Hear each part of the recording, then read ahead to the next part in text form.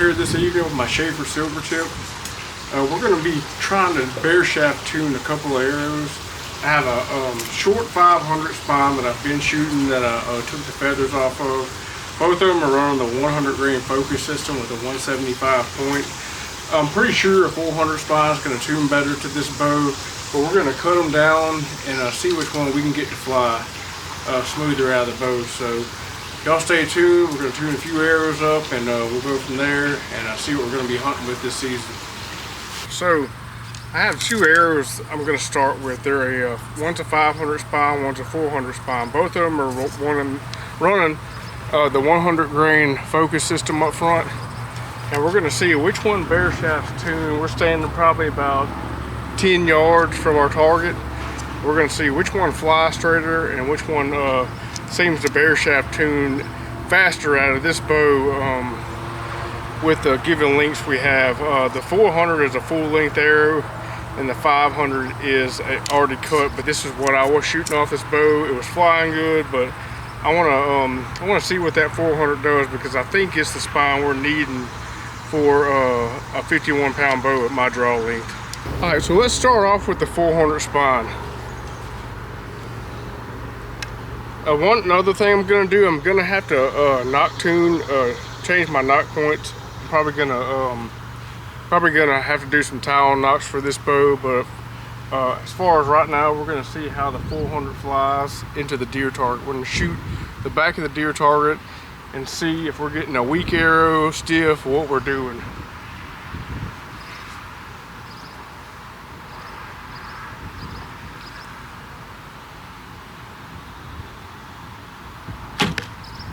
Alright, so we got a knock high for that one. What I'm going to do is try to move this brass a little lower.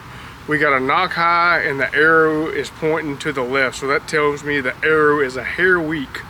So it wasn't bad, but it's a little weak. We're going to take another shot and see what it does. But on this shot, I'm going to show y'all what the arrow looks like. All right, shot number 2. Another thing, anything with your form is going to affect the way that arrow shoots. So try to be as solid and as best release as you can when you're tuning a set of bare shafts. So,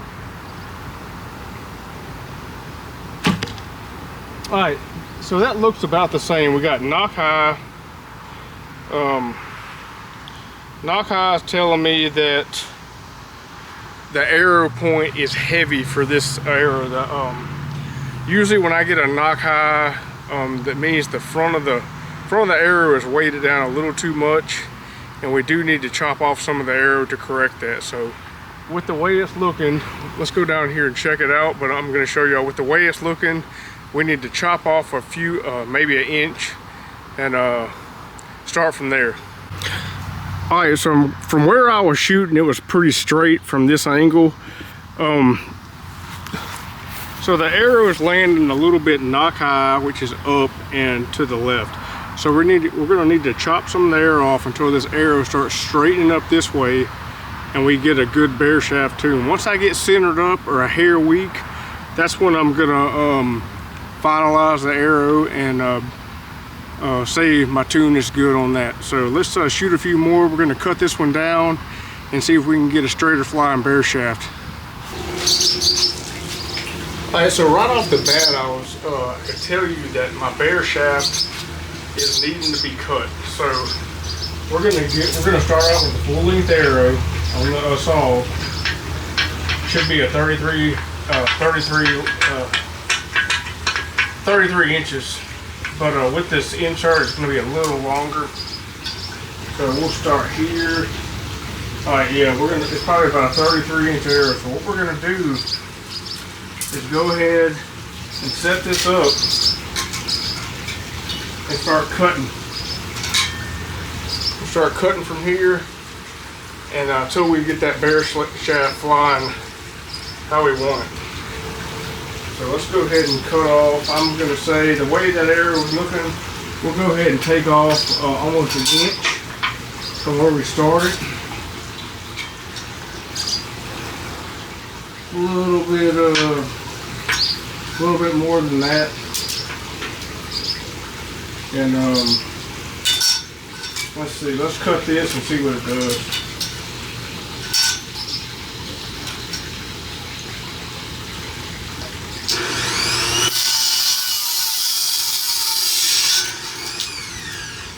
Alright, let's give that a try and see how it flies. So like I said, I'll cut this arrow down.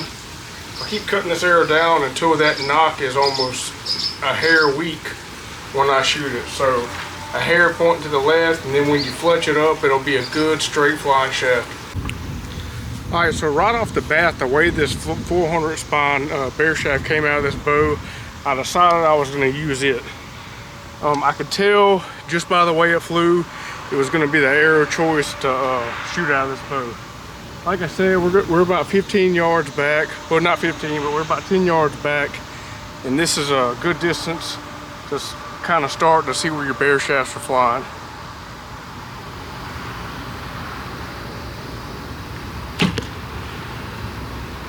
All right, we got a knock high again, but we're gonna shoot that one more time, but the arrow is starting to move toward the center after we made that first cut.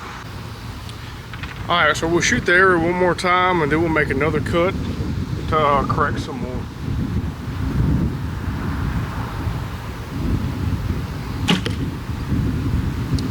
All right, so we still got a knock high on that one. I may be bouncing off the shelf, but the arrow moved more toward the center. I'm going to take one more shot with that and see if we can make that arrow fly a little straighter. So I want to show you all this. Like I said, the arrow is going to be too short. So when I go to put a broadhead on there, you'll see, watch my shelf. You'll see how far that arrow is coming back. That's full length. So if I have to go, like I said, the arrow is showing a weak spine. So if I have to go to cut this arrow down, I'm gonna have to knock off some more, which will probably start putting that broadhead into the riser, and that's not something I'm gonna do. So with this bow, definitely need to stick with a 400 spine arrow, unless you're just gonna be shooting field points or target practice. I had to run back inside and put the insert onto this arrow. It came off from my target one time, so I went ahead and re-glued it with some hot glue here, and I also put some Loctite on the thread of the insert, the little Allen screw that goes into this insert, to make sure it wouldn't get loose again and wiggle out. I can probably still break it free, but at least I'll know this this insert here is now solid, and hopefully it won't come off in the target anymore. I'm thinking about putting a little drip of super glue right here just to keep it, hopefully keep it still. But for as far as right now, I've had a little bit of trouble with these deep impact inserts, and also the Allen key. If you tighten it up a little bit too snug, it will go through the aluminum inserts. These are the stainless ones, but it will go through the aluminum inserts, so you have to be careful. Alright y'all, so I'm going to continue to cut this deep impact arrow down until we get a good centered flying bare shaft. So like I said on the previous clip, I went ahead and re-glued this outsert in and the insert, and I put some Loctite on the thread on the Allen key for this insert to make sure it stay in. So let's see how it flies now. I'm going to shoot at a softer part on the target, but it'll still let us know if our bare shaft is starting to tune up straight.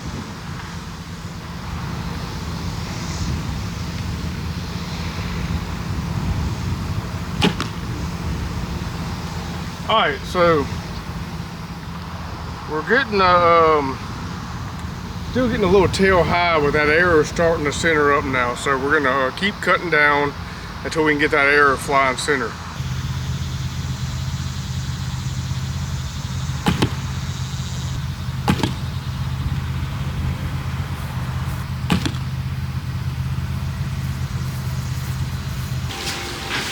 Alright, so the arrow's starting to center up some, but we're going to continue to cut this arrow shaft down until we get a pretty good flying bare shaft.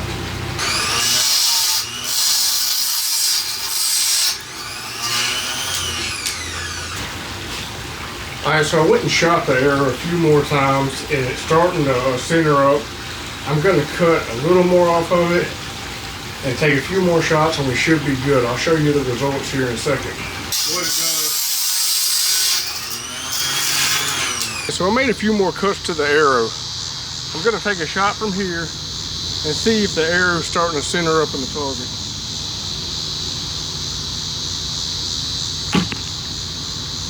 Alright, so we got a little tail high, but the arrow shaft is showing a hair weak and very, very straight flying.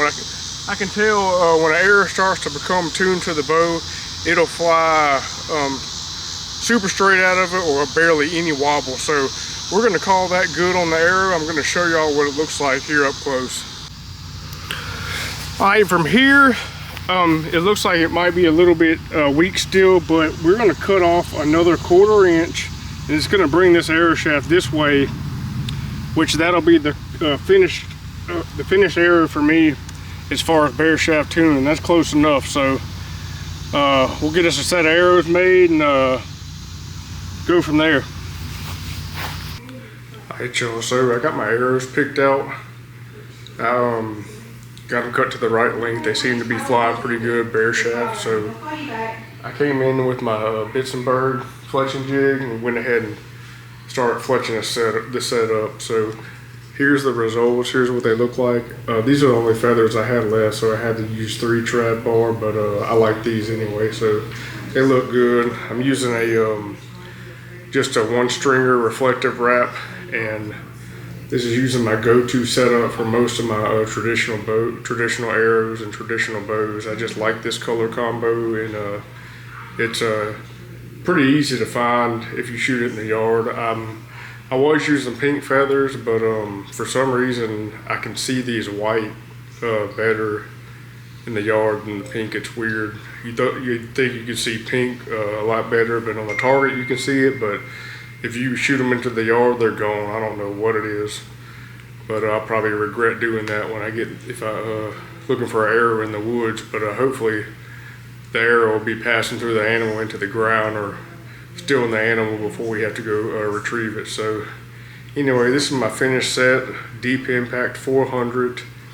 I'm running a 100 grain focus system and a 175 point, so 275 up front plus the insert, whatever the insert weight is in here. I think they're like a 15 grade insert, so that's what you're looking at on the front of these arrows. A pretty heavy setup. All right, this is my fletching jig setup. It's a Bits and Bird, and I'm just using some this is some JB Weld Extreme super glue.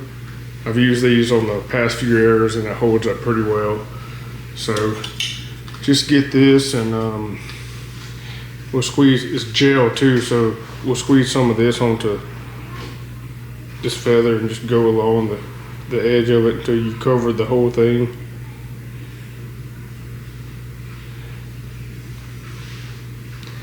And then after you get that done, just go through your process and glue it to your arrow shaft. I've shot these feathers through a fence board and they don't come off with this super glue here. So, and when you're putting feathers onto a shaft like this, kind of hold your clamp on there for like 30 seconds just to make sure everything's good and tight and sticks to the wrap. Another thing, gluing feathers to an arrow wrap versus just the clean carbon shaft is a much better adhesion or bond than you get without using wraps. So I tend to stick with wraps when I'm fletching an arrow up.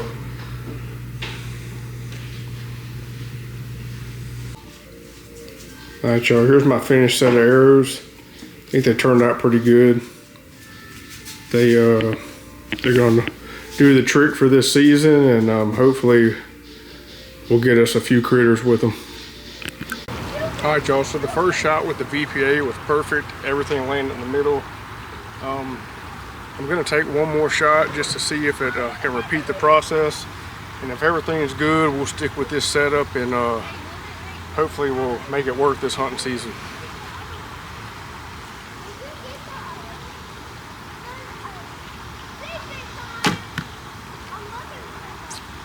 Alright, so that broadhead dropped off real bad. I'm gonna see, gonna move this, my knock point down and see if that helps a little bit. Alright, so I'm getting the broadhead setup's hitting to the left a little bit. I may have to make some side plate adjustments or to do hitting to the left is going to be showing, I guess, hitting to the left with the broadhead is probably going to be showing a stiff shaft. So I think stiff. I'll have to look it up. I might be opposite on that, but I'm going to shoot one more shot at the middle. I had to move my knock point up a lot because the arrow kept dropping, but I think I got it figured out as far as up and down.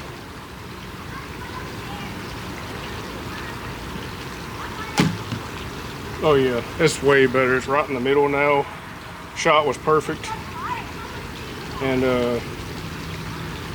arrow flew awesome. All right, let's shoot this setup one more time. I had to move my knock point up a pretty good bit. Any kind of contact you have with your shelf and the arrow, which is going to make, it's going to happen, and you have a broadhead setup, that broadhead is going to amplify any kind of little mistake or tweak you have that you're doing with your shot or the way your arrow is tuned.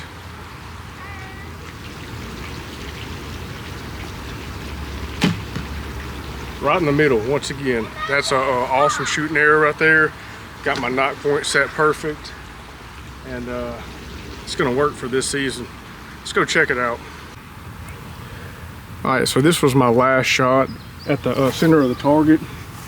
Broadhead's flying pretty awesome from 17 yards here. My full arrow setup, Schafer Silvertip Recurve, and I'm gonna make a few more little tweaks, but this is gonna work for this season. 17-yard shot, it's pretty accurate. All right, y'all, last shot at the target for today. Let's put this broadhead right in the center of that Reinhardt. Hopefully we'll hit this brown chunk we're looking at.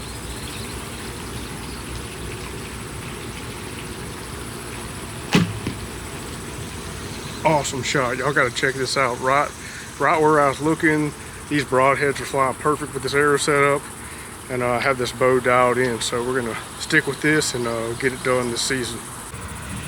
All right, y'all, so this was the last shot. I was shooting at that brown clump right there.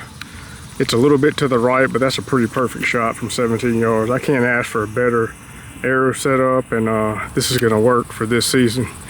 Y'all check it out. Schafer Silvertip Recurve, 47 pounds at 28, about 51 at my draw length, 50 or 51. Shooting a deep impact 400 arrow with a 100 grain focus system up front.